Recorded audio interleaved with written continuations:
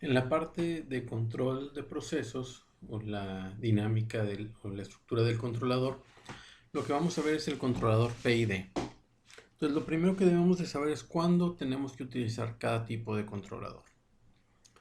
Entonces, aquí tenemos en esta figura un diagrama de flujo para decidir qué tipo de controlador nos conviene utilizar. Entonces, lo primero que debemos de preguntarnos es si el offset, es decir, el error de estado estable, puede ser tolerado. Si sí se puede tener error de estado estable, la mejor opción es utilizar un controlador proporcional. Si no podemos tener error de estado estable y tenemos ruido presente, es decir, el ruido normalmente en los sistemas se ve como una variación en nuestra variable, en nuestros sensores, donde puede ser causado por ruido magnético, por ejemplo. Entonces la señal no es una línea constante o continua, sino que tenemos picos. Entonces, si tenemos ruido presente, tenemos que utilizar un controlador proporcional integral. Si no tenemos ruido presente, pero tenemos mucho tiempo muerto, entonces también tenemos que utilizar un controlador proporcional integral. Si no tenemos tiempo muerto, pero la capacidad del sistema es muy pequeña, entonces también tenemos que utilizar un controlador proporcional integral. ¿Qué significa, por ejemplo, que la capacidad del sistema sea muy pequeña? Esto es qué tan rápido responde nuestro sistema. Por ejemplo, si nosotros tenemos una tina de 20 litros y un tinaco de 1000 litros y llenamos un bote de litro, si agregamos ese litro de agua a nuestra tina versus si agregamos ese litro de agua a nuestro tinaco, ¿en cuál se va a ver un cambio más drástico en la altura? Entonces, eso es lo que nos determina la capacidad. La tina tiene una capacidad menor, por lo tanto una variación más pequeña o una variación por pequeña que sea va a tener un impacto mayor que comparado contra el tinaco que tiene una capacidad mayor. Si el tiempo muerto es muy grande, entonces queremos un controlador que acelere la respuesta y eso lo hace un integral. Si la capacidad es muy pequeña, entonces también queremos un controlador que responda rápido y eso lo hace la parte integral. Por eso utilizamos un controlador proporcional integral. Entonces, si se fijan, las condiciones bajo las cuales podemos utilizar un controlador proporcional integral son las por eso es el controlador más utilizado en la industria. Si no se cumple ninguna de las condiciones anteriores, es decir, que no queramos error de estado estable, que no tenemos ruido, que no tenemos un tiempo muerto excesivo y que la capacidad no es pequeña, entonces podemos utilizar un PID. ¿Por qué la parte derivativa no es muy utilizada? Porque la parte derivativa tiende a alentar la respuesta. Entonces, si tenemos un tiempo muerto excesivo o una capacidad muy pequeña y la respuesta se vuelve lenta, podríamos perder el control de nuestro sistema. En cuanto al ruido, si el sistema tiene mucho ruido, la derivada numérica se calcula mediante la diferencia entre dos o más puntos consecutivos. Entonces la derivada numérica tiende a aumentar el error, a maximizarlo, mientras que la integral tiende a suavizar los errores causados por el tiempo muerto. Por eso cuando tenemos ruido en nuestras señales no podemos usar la parte derivativa del controlador. Entonces, ya que decidimos qué controlador vamos a utilizar, podemos ver, por ejemplo, cómo vamos a estructurar nuestro control.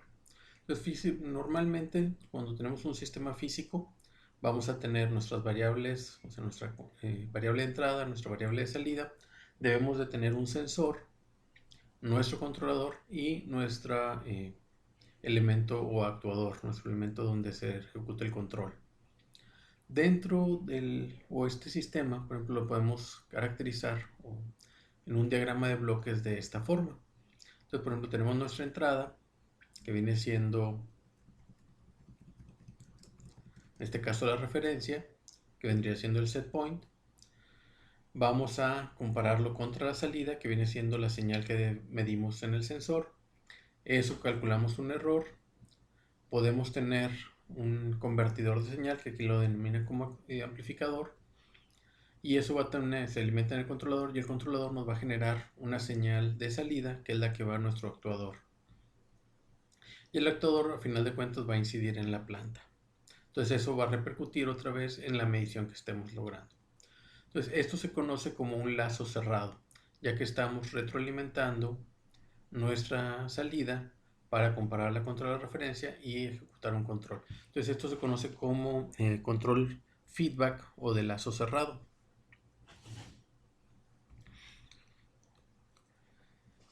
Aparte del control, es decir, en los cambios en referencia, también podemos tener perturbaciones a nuestro sistema, es decir, variables que no estamos controlando pero que afectan al sistema.